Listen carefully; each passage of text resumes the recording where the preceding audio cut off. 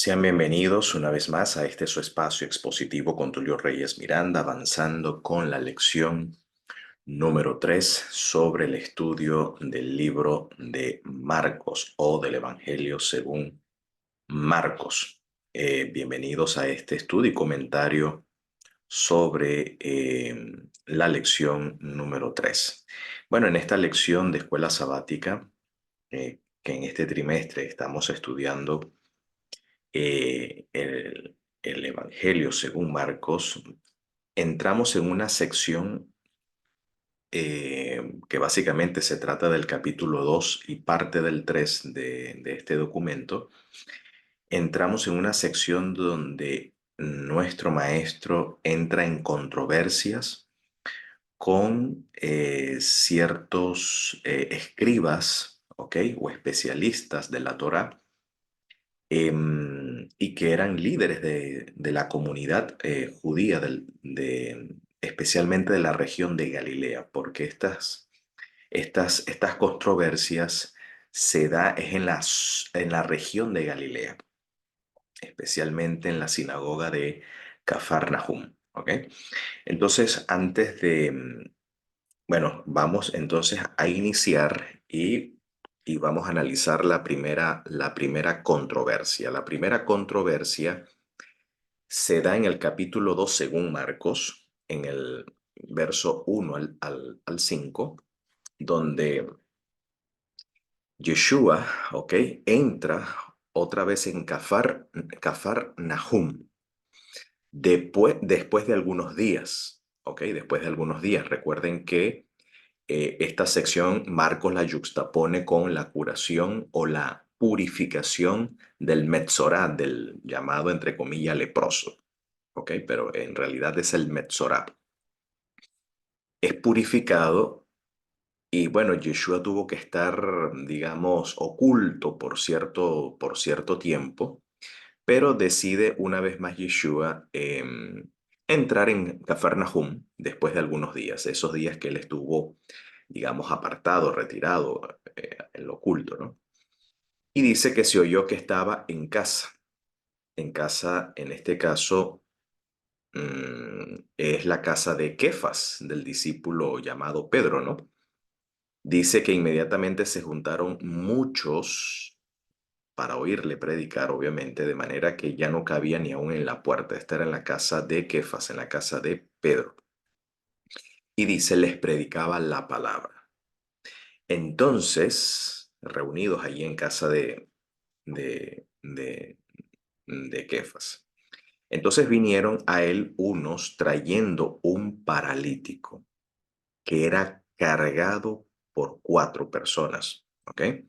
Y como no podían acercarse a él a causa de la multitud, tuvieron que destapar parte de un techado donde él estaba pues predicando, y haciendo una abertura dice que bajaron el lecho en que yacía el paralítico.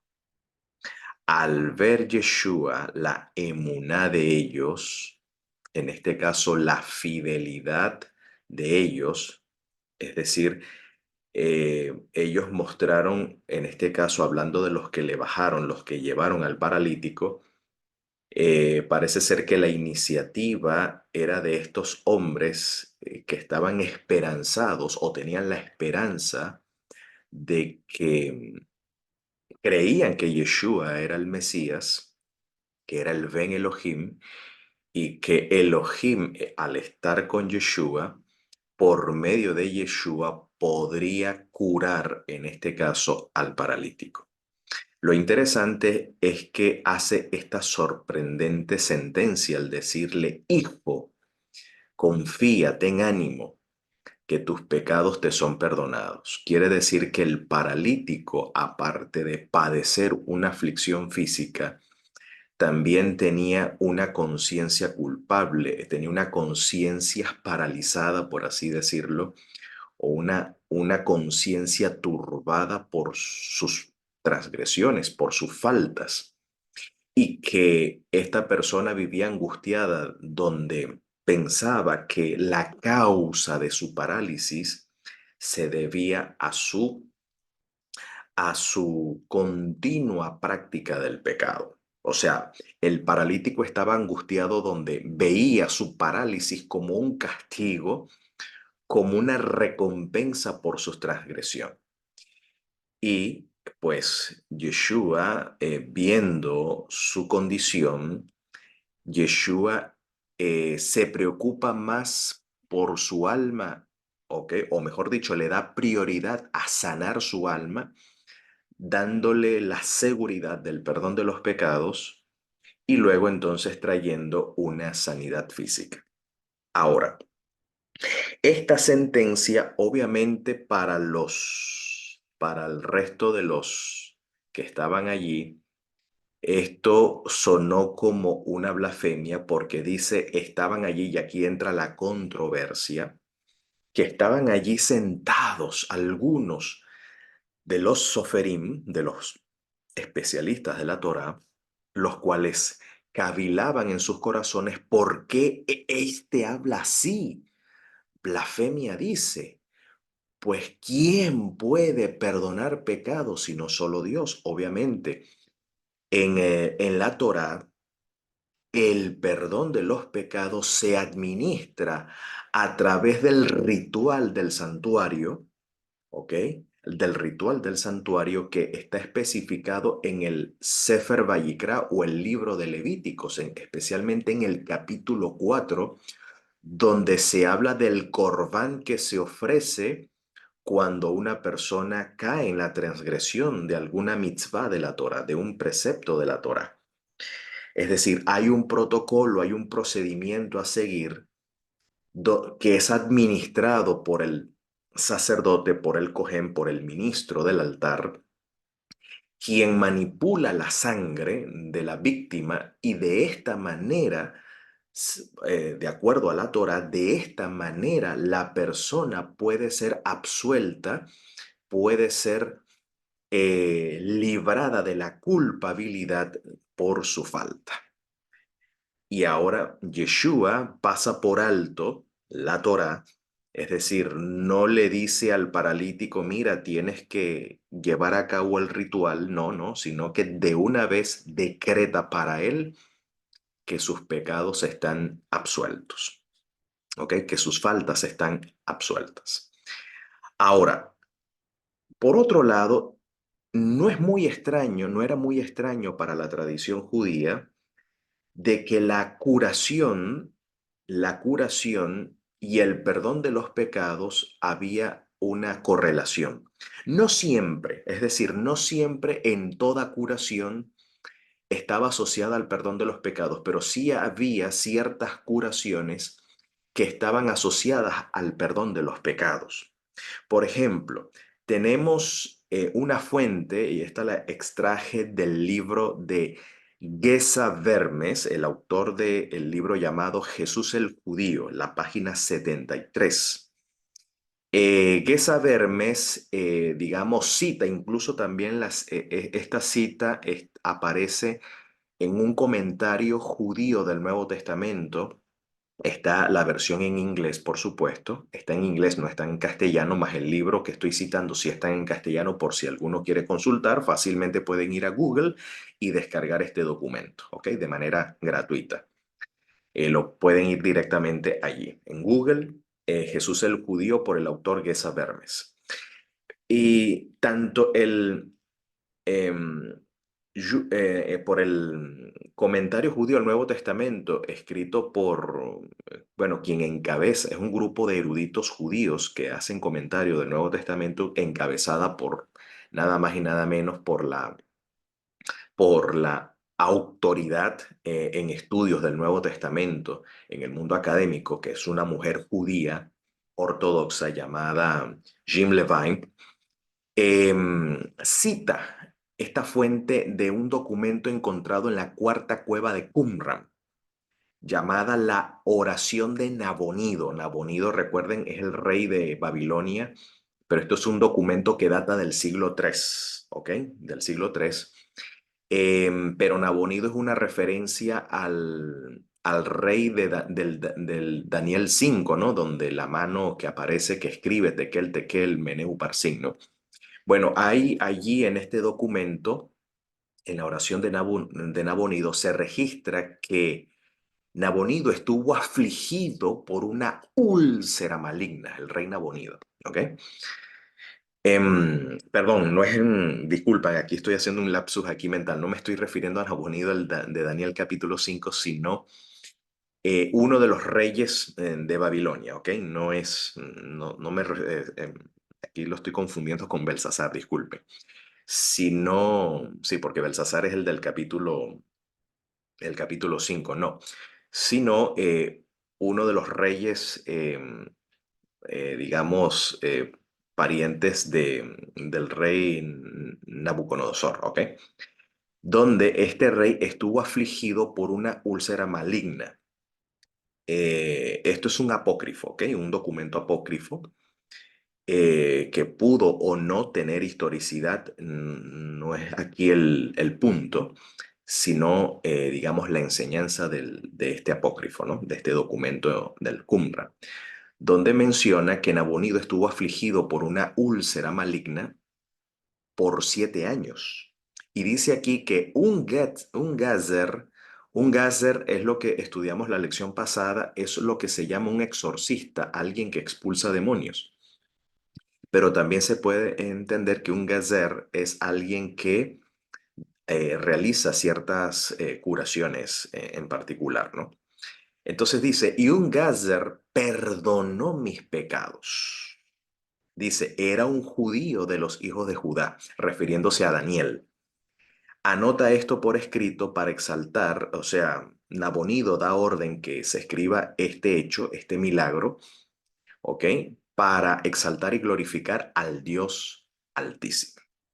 Así que esta cita la menciona aquí este autor, Geza Vermes, donde un gezer, un judío, declara o decreta el perdón de los pecados sobre Nabonido. Obviamente no es que un hombre perdone pecados, no es que un hombre tenga el poder de perdonar pecados, sino que este gezer bajo la inspiración, bajo el influjo de la brisa de santidad de la Ruach HaKodesh, anuncia para este hombre que sus pecados están perdonados. Y tan pronto anuncia que sus pecados están perdonados, la úlcera maligna desaparece.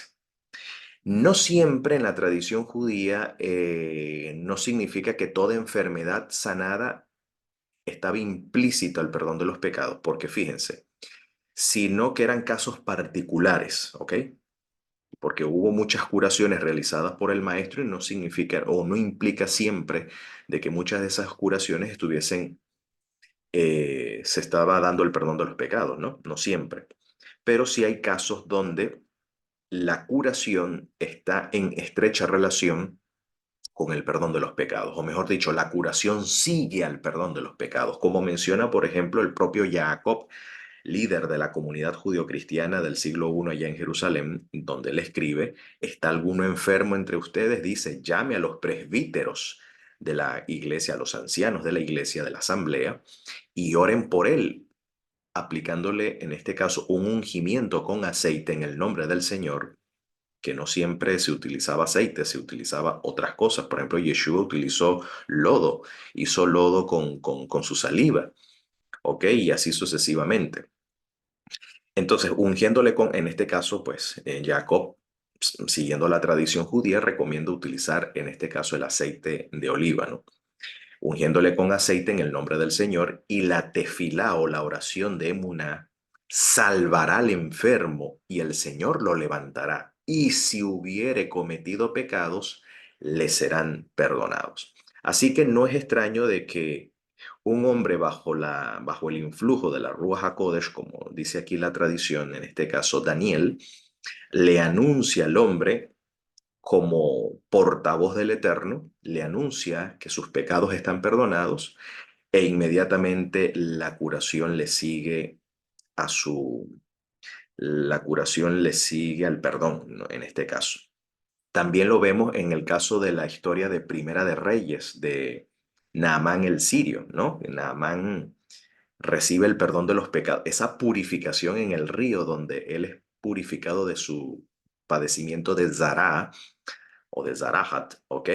de lo que se traduce como lepra, donde él se sumerge en el Jardín, pues allí este hombre recibe el perdón de los pecados también, ¿ok? Bajo esa purificación, porque allí el hombre está creyendo, mostrando fe en el Dios de Israel. Entonces ahí recibe perdón de los pecados y recibe limpieza física, en este caso de su zarahat. Entonces en la tradición judía había casos donde la curación seguía al perdón de los pecados. No siempre, no en todos los casos, pero sí en algunos casos como este particularmente. Lo distintivo acá, lo distintivo acá es que Yeshua, y esto así los soferim así lo entienden, que Yeshua actúa como que él, él tiene la autoridad o él es quien hace el ejercicio de otorgar, en este caso, el perdón de los pecados como si fuese Adonai mismo. Y esto prácticamente habla o está aquí enseñándonos su origen divino, en este caso está enseñando su deidad. Por eso dice, porque ustedes cavilan en sus corazones, ¿no? Sobre estos pensamientos. ¿Qué es más fácil decir al paralítico, tus pecados te son perdonados, o decirle, levántate, toma tu lecho y anda? Bueno, fíjense que es más fácil, según la tradición, como vimos en el caso de la oración de Nabonido, es más fácil decirle a una persona, mira, tus pecados te son perdonados, antes que curarle de una enfermedad, porque no todo el mundo cura una enfermedad. No todo el mundo le dice, mira, levántate y anda a un paralítico. O no todo el mundo le dice a la lepra, mira, queda limpio. No todo el mundo hace eso. Por ejemplo, en la oración de Nabonido, Daniel no le dice, mira, eh, aleja, no da un decreto de que la úlcera pueda ser alejada, no. Sencillamente tus pecados te son perdonados e inmediatamente la úlcera desaparece, en este caso en la oración de Nabonido. Pero aquí Yeshua pues actúa como si fuese Hashem, pero en realidad él es Hashem, ¿ok? Él es Hashem porque dice, pues para que sepas que el Barenash, el Hijo del Hombre, está haciendo alusión al Barenash de Daniel 7, que es el juez celestial, ¿ok? Que se siente en el trono a juzgar, ¿ok? Que se siente en el trono a juzgar, o sale en defensa como juez celestial de los santos del Altísimo que están siendo oprimidos o perseguidos por el cuerno pequeño. Entonces, el Barenash, quien juzga, pues el Barenash tiene la autoridad, ya que él juzga en los cielos, tiene al mismo tiempo la autoridad, ¿ok? De allí entonces se deduce de la escritura que el Barenash, en Daniel 7, por su carácter de juez, tiene la autoridad de sentenciar y de absolver, ¿ok? Tiene esa autoridad, basado en Daniel 7. Entonces, por eso dice, para que sepáis que el Barenash tiene autoridad en la tierra para absolver los pecados, claro, porque él es el juez celestial, según Daniel 7. Entonces le dice al paralítico, a ti te digo, levántate. O sea, para legitimar esa autoridad, Yeshua le da la palabra al paralítico, a ti te digo, levántate, toma tu lecho y vete a tu casa. Entonces él se levantó enseguida y tomando su lecho salió delante de todos, de manera que todos se asombraron y glorificaron a Elohim, diciendo, nunca hemos visto tal cosa. Así que por otro lado, aquí hay una lección también que aprender en esta controversia. Entonces aquí Yeshua legitima su autoridad para absolver los pecados, declarándole a ellos que él es el Varenash de Daniel 7. Él es el juez celestial. Y como juez celestial tiene tal autoridad, ¿ok? tiene tal autoridad para absolver, en este caso, los pecados. Y legitima esa autoridad al levantar o al curar, en este caso, al paralítico. La otra lección que aprendemos es que nosotros también, en cierta manera, el pecado nos ha paralizado en nuestra vida espiritual y la única forma de obtener remedios o curación es que la misma palabra que trajo existencia a los cielos y la tierra, no se necesita otra cosa que la misma palabra, tal poder y tal potencia para obtener la curación del alma, que cuando nuestra emuná coopera, o en este caso nuestra confianza en la palabra del Señor, es depositada en esta potencia y en esta capacidad, en esta habilidad que tiene la palabra del Señor, ocurre un milagro, ocurre una curación. Es decir, que como dice el autor de Hebreos, Yeshua es quien sostiene al universo con la palabra de su poder. ¿Ok? Y cuando nosotros recibimos, le damos bienvenida a esta palabra tiene el poder de dar vida. Y esta palabra tiene el poder de traer curación a nuestra vida. Este es otra de las lecciones que aprendemos en este caso acá.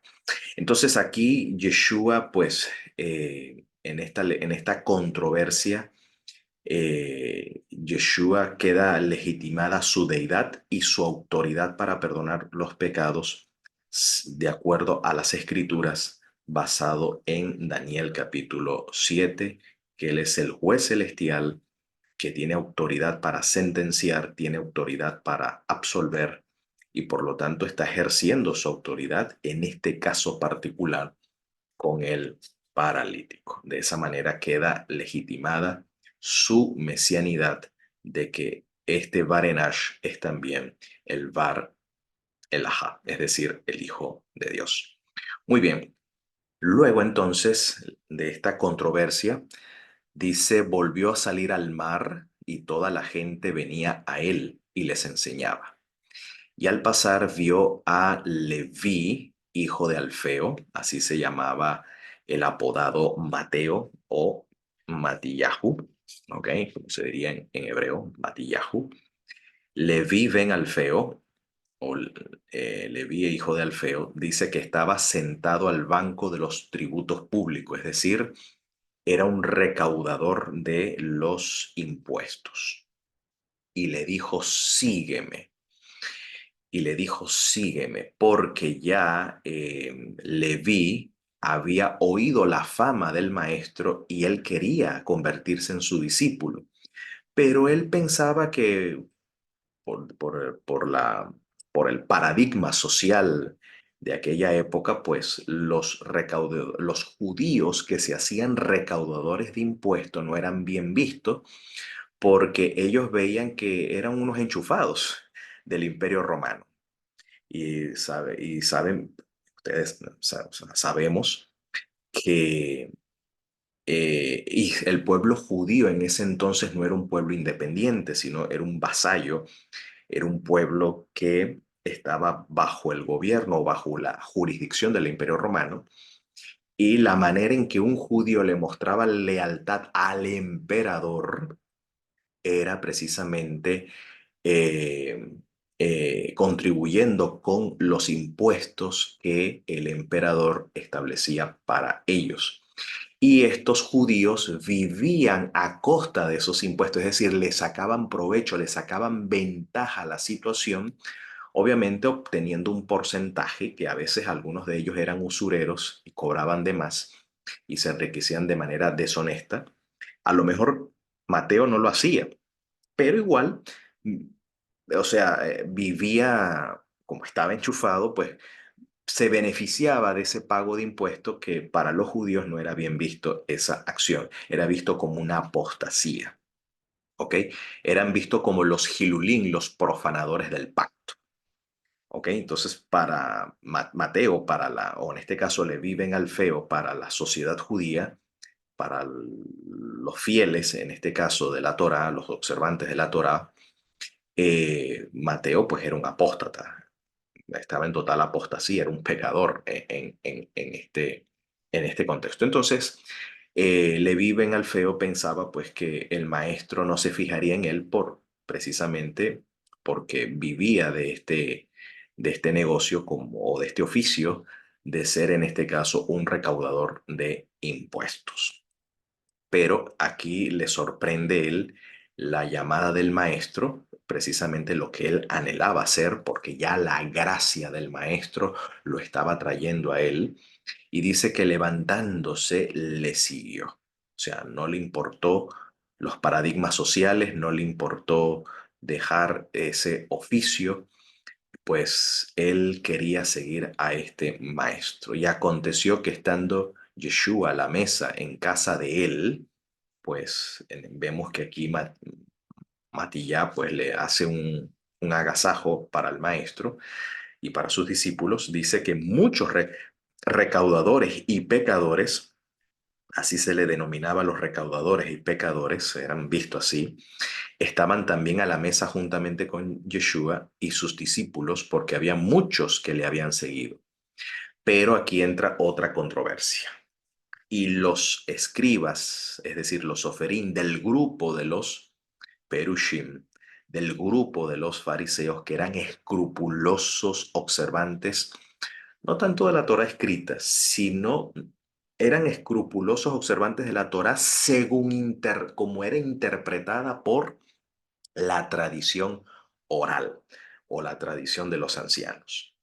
Entonces, los soferín, al verle comer con estos recaudadores dispuestos y con los pecadores, dijeron a los discípulos, fíjense que estos escribas lo que intentaban al conversar con los discípulos era desacreditar al maestro. Esa era la intención. O sea, poner a los discípulos en contra de su propio maestro. O sea, que los discípulos disintieran del maestro. Intentaban desasociar a estos discípulos del maestro. ¿Ok? Haciéndole preguntas a los discípulos, como suele ser en la actualidad, ¿no? Suele ser en la actualidad. Entonces dijeron a los discípulos, ¿qué es esto? Que él come, ¿ok? Y bebe con los recaudadores y pecadores. O sea, Yeshua en vez de reprender y de execrar a esta gente que prácticamente viven a dispensa de nuestra desgracia como pueblo, ¿cómo es posible que este maestro coma y beba con ellos y haga de ellos sus discípulos? Al oír esto, Yeshua les dijo, los sanos no tienen necesidad de médicos, sino los enfermos. No he venido a llamar a sadiquín, a justos, sino a justificados, sino a los que practican la sedacá, los que son fieles al pacto, ¿no? Sino a pecadores. Mateo agrega al arrepentimiento, ¿no? Es la cláusula que agrega el Evangelio de Mateo en este caso. Entonces, ¿de dónde Yeshua está legitimando esto? ¿Ok? Porque esto es como que un cristiano o un judío se allegue a una casa de citas, ¿ok? A un lugar en donde se practica la fornicación, ¿ok? Y vaya a un lugar de estos, ¿ok?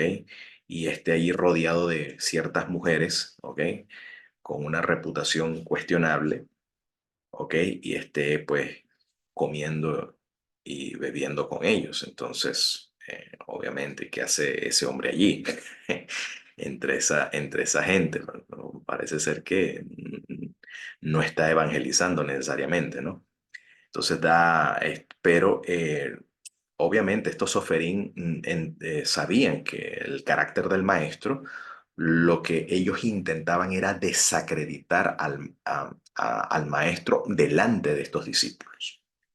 Ok, esa era la intención. Pero la respuesta de Yeshua les recuerda una profecía que está precisamente en los profetas, especialmente dada por el Naví Yermiyah o el profeta Jeremías, que está en el capítulo 33, versos 6 al 8, donde hay una profecía mesiánica que dice de la siguiente manera: He aquí yo les traeré sanidad y medicina y los curaré.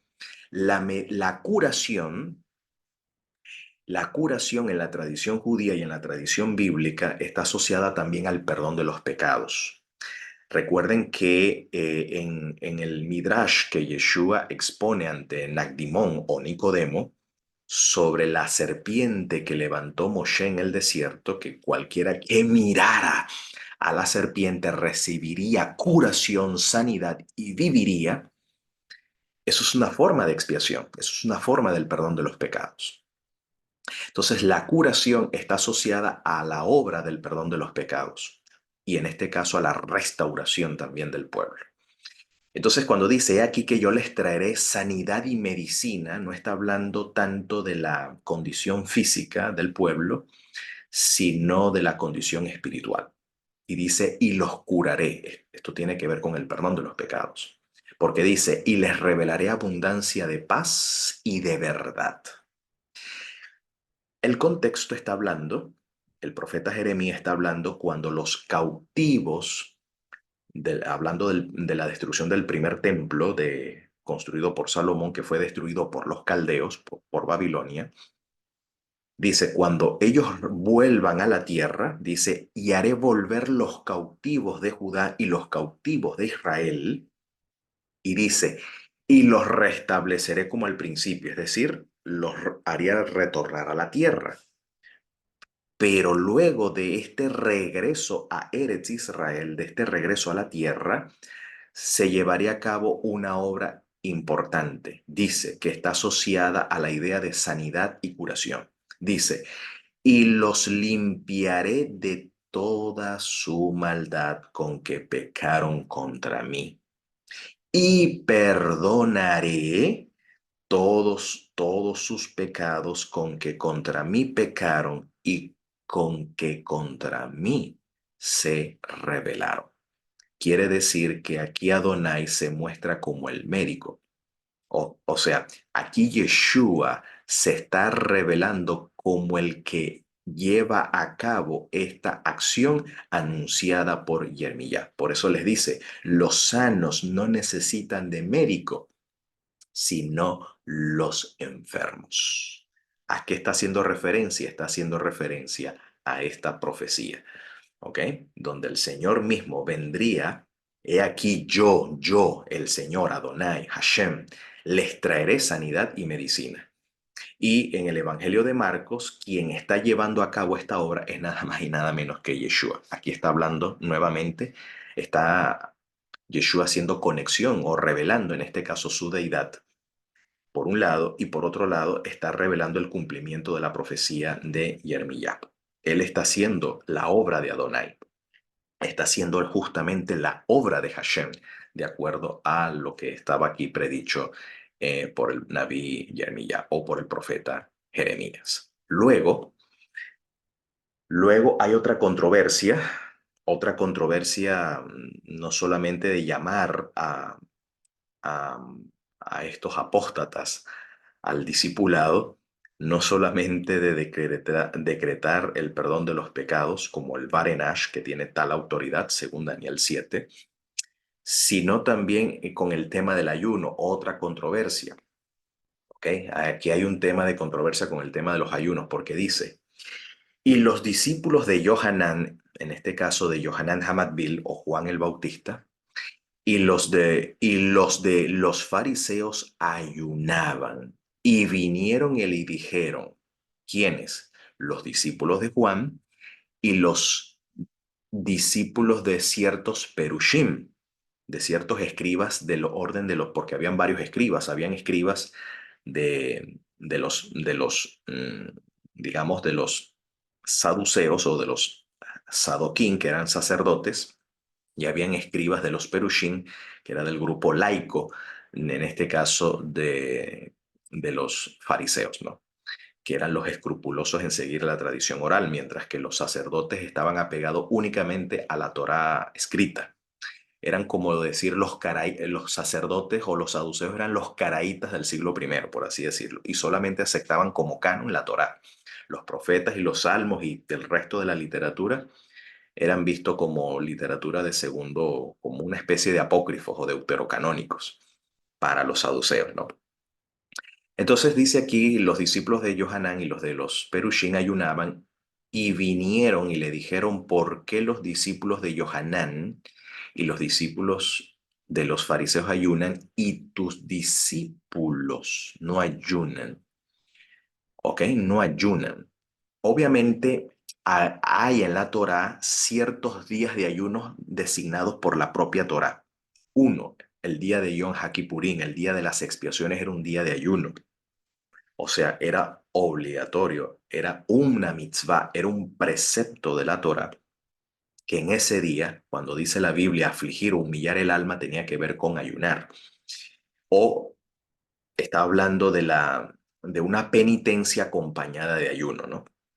Y también estaban los ayunos de los profetas, instituidos por el profeta Jeremías, el ayuno del cuarto mes, que habla el libro de Zacarías, tanto en el capítulo 7 como en el capítulo 8. Remítase a analizar Zacarías capítulo 8, verso 19. Había un ayuno que fue instituido por Jeremías eh, como días de luto por la destrucción del primer templo. ¿Ok? Eso lo instituyó Jeremías, llamado el ayuno del cuarto mes, que es el día noveno del cuarto mes, que la tradición judía hoy en día llama el mes de Tammuz. Ya ese ayuno fue alterado por los rabinos para el día 17 del cuarto mes, porque según la tradición, Moshe baja y rompe las tablas de la ley el día 17. ¿Ok? Cuando Israel estaba apostatando en contra del becerro de oro. El ayuno del quinto mes, que es el 9 de Av, cuando ambos templos fueron destruidos, tanto el primero como el segundo templo fueron destruidos el 9 de Av. ¿Ok? El ayuno del séptimo mes, que es el tercer día de Tishri, donde fue muerto un sadik, ahora en estos momentos se me escapa el nombre, donde es asesinado un sadik, ¿ok? En ese mes.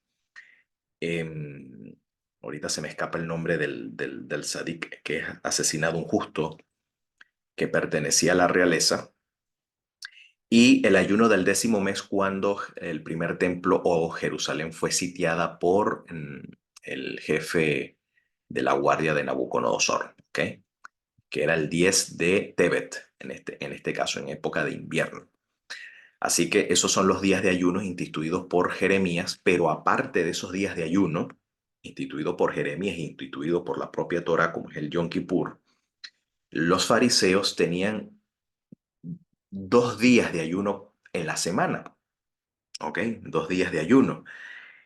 Bueno, como muestra de escrupulosidad, era un ayuno instituido por los fariseos, ¿ok? Y que los discípulos de Johanán, que tenían todavía mucho apego en sus costumbres y en su doctrina a los fariseos, seguían esos ayunos y los discípulos de Yeshua pues no seguían esa costumbre. Generalmente los de Galil, los judíos de Galil no eran muy escrupulosos en observar esos días, a diferencia de los de Judá, sí.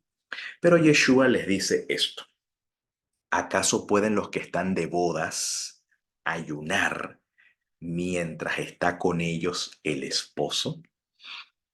Es decir, en aquella época, cuando había bodas, ¿ok? Cuando había fiestas de bodas, que en la tradición judía se conoce como el Kiddushin o el Nisuim, que es cuando la pareja se une en esos días, la fiesta duraba 7 días, era una semana la fiesta de bodas, donde la pareja pues tenía en esos 7 días, pues donde la pareja se unía, ¿ok? Carnalmente, obviamente, se consumaba el matrimonio. Esa fiesta duraba, esa unión se celebraba por 7 días y en esos 7 días estaba prohibido el ayuno, no se podía ayunar, ¿ok? No, estaba prohibido ayunar en esos 7 días. Quienes participan de esa boda. A esos que participan de la boda se le llama los hijos del palio nupcial, ¿ok? Los Bene Nisuim, ¿no? Los hijos del palio nupcial. Entonces, en este caso, Yeshua hace esa comparación. Bueno, el esposo está presente, mientras el esposo está presente, está de bodas el esposo, pues no es la costumbre ayunar cuando hay boda, ¿no? Cuando se está los 7 días de boda. Bueno, la presencia de Yeshua en su pueblo, en medio de su pueblo Israel, Israel está de bodas. Israel está de boda y por lo tanto está prohibido el ayuno. Por eso dice, entre tanto que tienen consigo al esposo no pueden ayunar, pero vendrán días cuando el esposo les será quitado, haciendo alusión a su muerte, y entonces en aquellos días ayunarán. Bueno, esta idea del esposo está hablando de la figura de los profetas y también de la Torá, donde, por ejemplo, en el libro de Oseas, capítulo 2 16 al 20, eh, hay una profecía del Eterno, donde el Eterno es el esposo de Israel. El esposo en la tradición bíblica es Hashem, el esposo de Israel. Y Yeshua se está declarando aquí como el esposo. ¿Ok? Dice, en aquel tiempo, dice Hashem, nunca me llamarás Ishi, que significa mi esposo, mi marido, ¿no? Ishi. Y nunca más me llamarán Baali. Es decir, Baal es en realidad el término técnico para esposo o marido en el antiguo Israel. Pero ya no se utilizaría Baal porque ya ese nombre era utilizado para las deidades extranjeras. Entonces, para no crear sincretismo y no confundir estas cosas, entonces me llamarán Ishi, mi esposo, y nunca más utilizarán Baali. Porque quitaré de su boca, dice acá, los nombres de los Baales, y nunca más se mencionarán sus nombres. ¿Cómo se cumple esta profecía? Bueno, cuando Hashem se hace carne y se manifiesta con el nombre de Yeshua HaMashiach. Allí ya Hashem no es invocado como Baal, sino Hashem es invocado como Yeshua HaMashiach, como Jesús el Mesías. Entonces dice aquí, en aquel tiempo haré para ti pacto con las bestias del campo, con las aves del cielo y con las serpientes de la tierra, y quitaré de la tierra arco y espada y guerra, y te haré dormir segura. Y te desposaré conmigo para siempre. Esta es la obra que Yeshua hace. Y te desposaré conmigo en justicia. Aquí el desposorio tiene que ver con el compromiso nupcial. ¿Ok?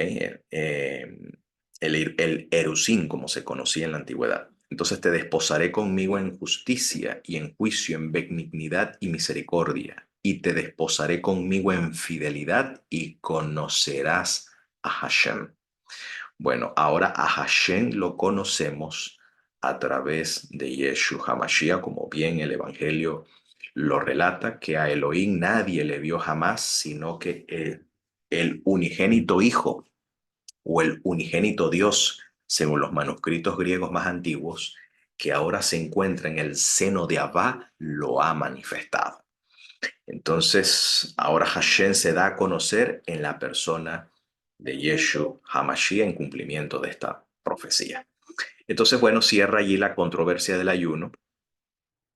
El esposo estaba en medio de su pueblo, así que el pueblo no estaba para ayunar en ese momento. Y luego entonces Yeshua lanza una parábola, otra parábola, diciendo nadie pone remiendo de paño nuevo en vestido viejo. De otra manera, el mismo remiendo nuevo tira de lo viejo y se hace peor la rotura. Es decir, cuando por el uso la ropa vieja se encogía, ¿ok? Cada vez que la ropa vieja se lavaba, se encogía cada vez más. y pues no era la costumbre de que a esa ropa que se encogía se le remendaba, digamos, una tela nueva para alargar, porque de lo contrario eso daña, termina, o sea, queda peor digamos, el traje, ¿no? Entonces nadie, eso es lo que está diciendo, es decir, Yeshua está estableciendo un nuevo principio, por así decirlo, bueno, un principio que no es nuevo, un principio que está en la Torá y en los profetas, pero que ellos habían descuidado y que ya, digamos, la tradición oral de los fariseos era digamos, lo predominante, y Yeshua, que estaba intentando rescatar las enseñanzas de la Torá y de los profetas, poniéndolo en un nuevo marco. eh, Obviamente esto generaba cierta resistencia y prejuicio en estos fariseos, en este grupo de personas que Yeshua intentaba alcanzar, por supuesto. Y luego pone otro ejemplo. Y nadie echa vino nuevo en odres viejos. Odres eran vasijas de cuero. Era cuero donde allí se fermentaba el vino. Entonces nadie echa vino nuevo, es decir, sí, el mosto que era puesto a fermentar allí en esos odres, o en esas vejigas de cuero. De otra manera, el vino nuevo rompe los odres y el vino se derrama y los odres se pierden, pero el vino nuevo en odres nuevos se ha de echar. Es decir, los odres con el tiempo, por el ejercicio de la fermentación del jugo de uva, cuando se fermentaba, estiraba el cuero. Ese cuero con el tiempo se estira y se rompe, se daña y se derrama el vino.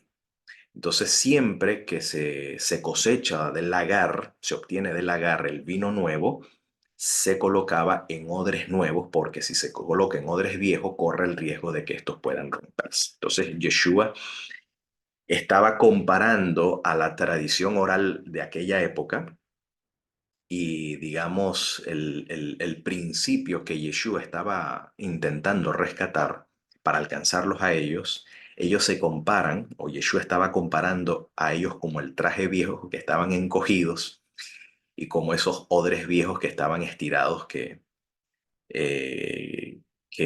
obviamente el nuevo paradigma o el nuevo principio o elemento que Yeshua estaba intentando rescatar y enseñar, pues obviamente creaba resistencia en estas personas. ¿Ok? Y finalizamos entonces con la otra controversia sobre el Shabbat. Una controversia alágica, es decir, una controversia legal.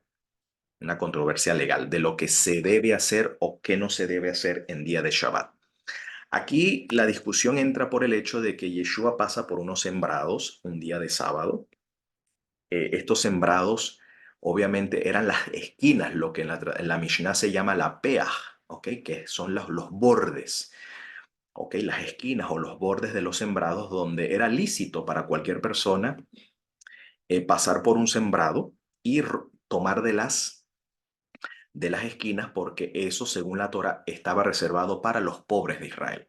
Entonces, cualquiera libremente podía tomar de las esquinas y arrancar espigas. Y eso es lo que en Shabbat los discípulos estaban haciendo. Comenzaron a arrancar espigas andando.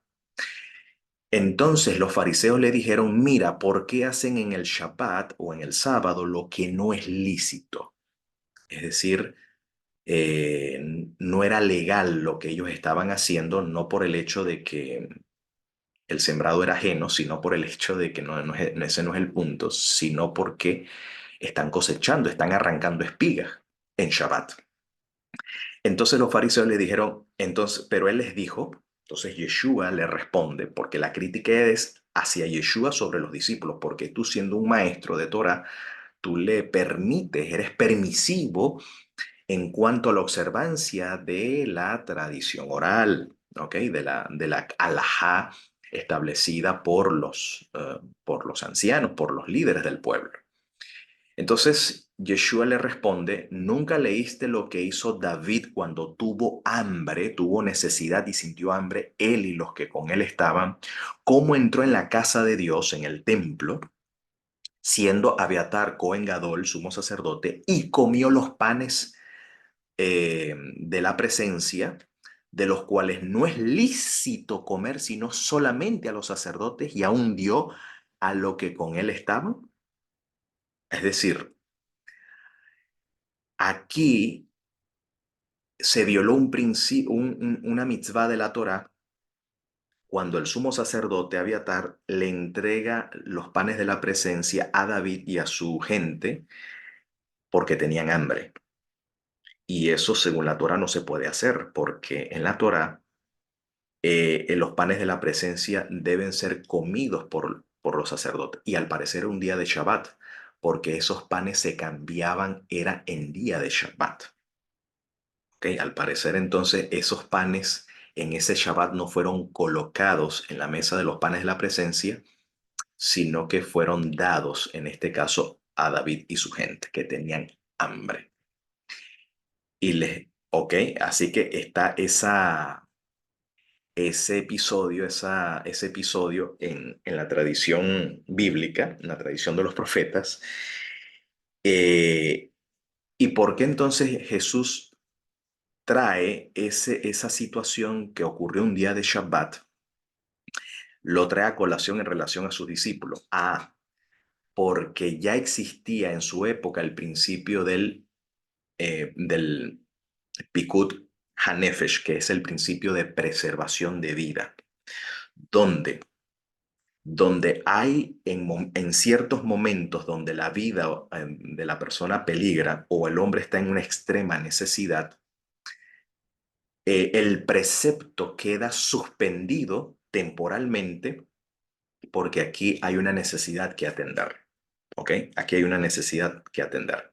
Fíjense, en la Mishnah, si ustedes van al tratado de Shabbat, allí se menciona las 39 trabajos principales que están prohibidos según la legalidad, según la sentencia legal de los rabinos, que están prohibidos en Shabbat.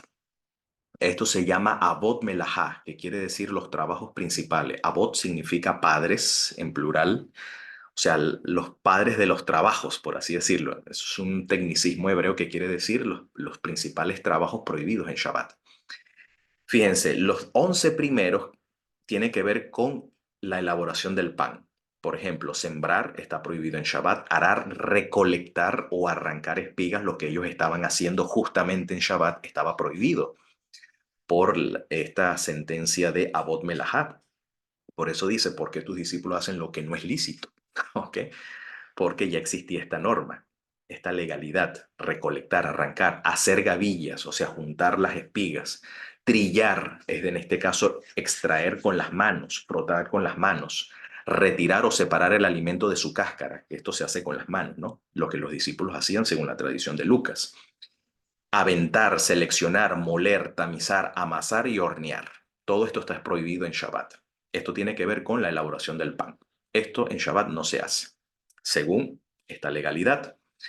Lo otro, esquilar, lavar, peinar, teñir, retorcer, hacer un hilado, enhebrar la tela, desenmarañar, atar, desatar, coser, rasgar. Todo esto tiene que ver con la elaboración de telas. En Shabbat está prohibido. Lo otro, lo que tiene que ver con pergaminos, elaborar pergaminos, cazar, capturar o atrapar animales vivos, matar o herir y o matar un ser vivo, desollar, huerear o pelar la piel de un animal muerto, por ejemplo, para curtir, salar, preservar o endurecer una sustancia con sal o productos químicos. Esto también está prohibido en Shabbat. Lo que tiene que ver con escribir un documento, por ejemplo, curtir, ablandar, preparar el cuero, raspar, alisar una superficie, raspando, cortar materiales a un tamaño o forma específica, escribir, dibujar, marcar, borrar para escribir. Todo esto que tenía que ver con la obra de un escriba de copiar un documento y todo esto está prohibido en Shabbat. Todo lo que tiene que ver con el cuero, con el material para escribir, estaba prohibido. y lo que tiene que ver con construcción. ¿Ok? Construir, por ejemplo, construir viviendas, hacer implementos, demoler o destruir para construir, extinguir, apagar o disminuir el fuego, encender fuego, toque final, completar o reparar un objeto con fin de hacer un recinto privado o un dominio público, viceversa, incluso transportar objetos. O sea, aquí están 4 clasificaciones. Todo lo que tiene que ver con la preparación del alimento está prohibido. Lo que es tejer una tela está prohibido. Lo que tiene que ver con la preparación de escritura está prohibido y la construcción está prohibido. Estos 39 trabajos se deduce de la Torá cuando el Señor prohíbe o yuxtapone la sección de la construcción del santuario con el mandamiento positivo de cuidar el Shabbat.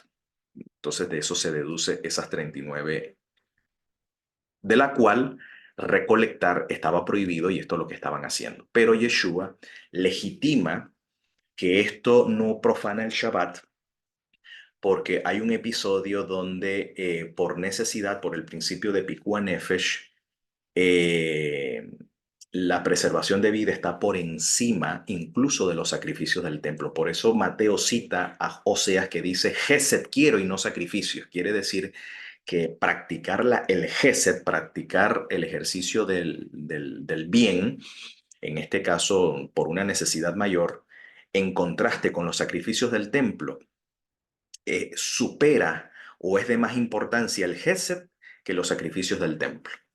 Y por eso entonces Yeshua dice, el sábado fue hecho por causa del hombre y no el hombre por causa del Shabbat. Por tanto, el Hijo del Hombre es Señor aún del Shabbat.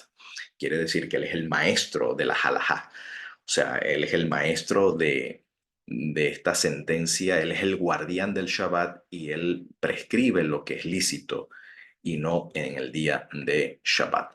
Pero este principio Pikuah Nefesh ya estaba en la tradición. Por ejemplo, en el Talmud Yomá 85b, Rabí Jonatán Ben Yosef interpreta Éxodo 31:14, el Shabbat es sagrado para ustedes. Dice, esto significa que el Shabbat fue entregado en tus manos, no tú en manos del Shabbat.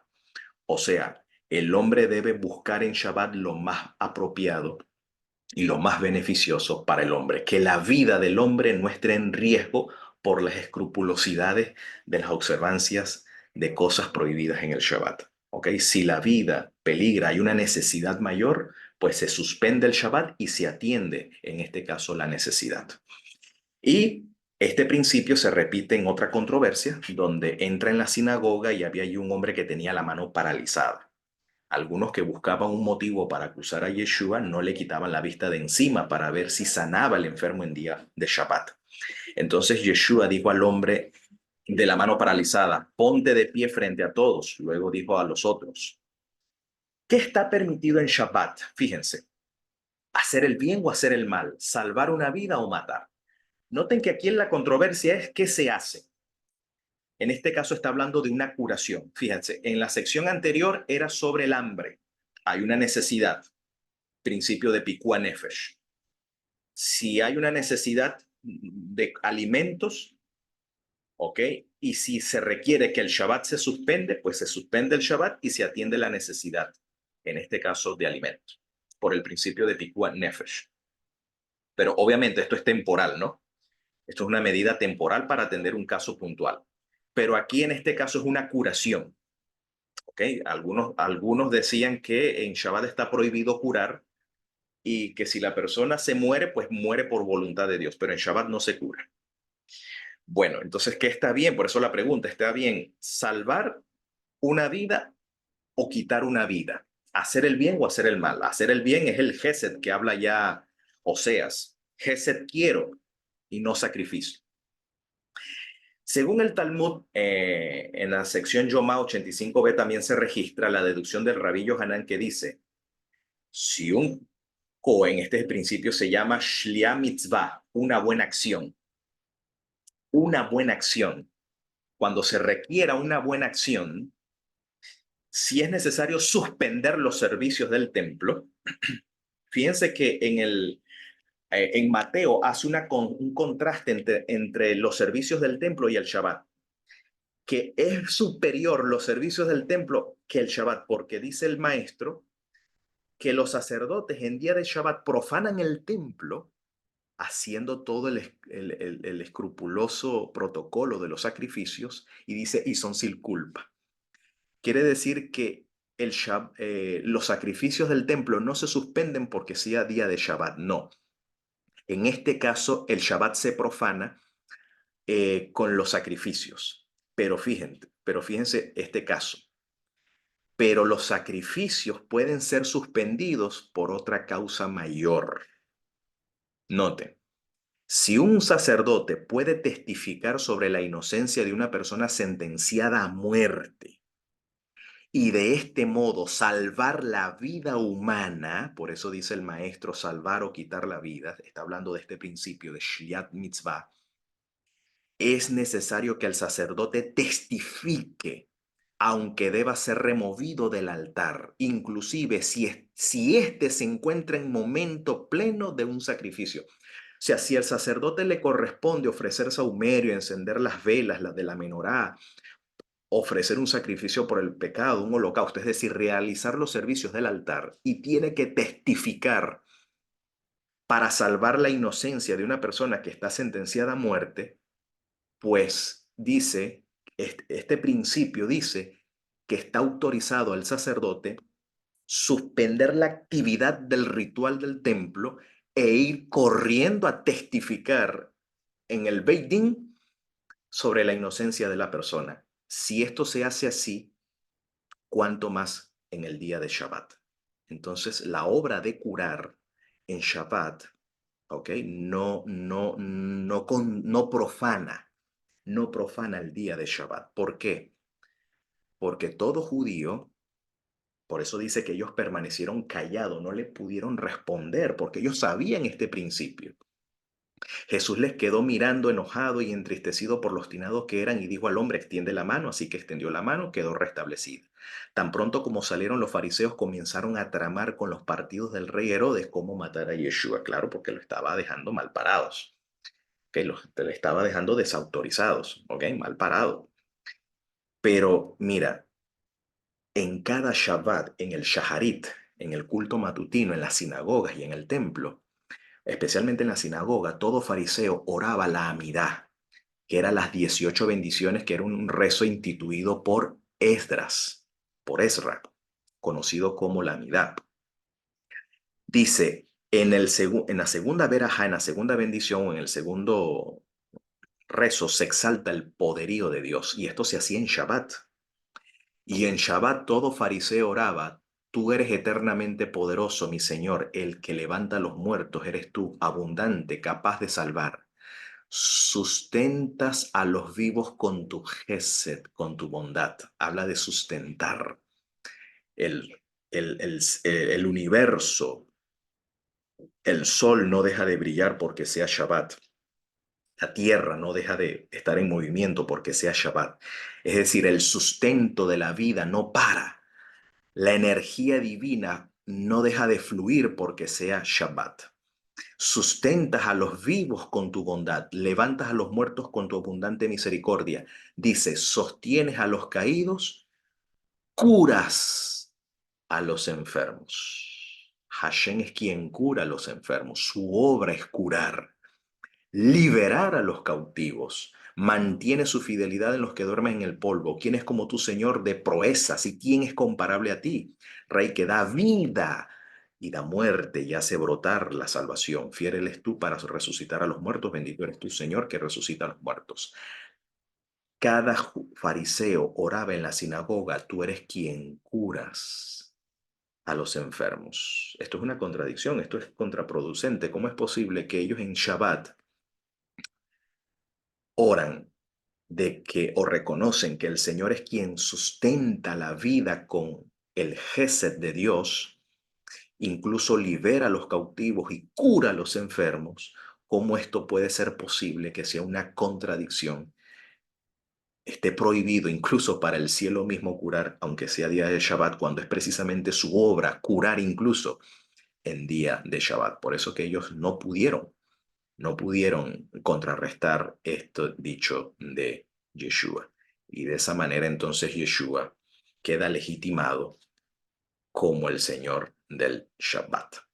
Y bueno, mientras nosotros seamos esos representantes de llevar a cabo este Shliach Mitzvah, de practicar el Gesed, de, de dar prioridad al Gesed y no al sacrificio, el conocimiento de Dios más que los holocaustos a sacrificios, quiera el Señor enviar también al Mesías pronto y que sea en nuestros días y digamos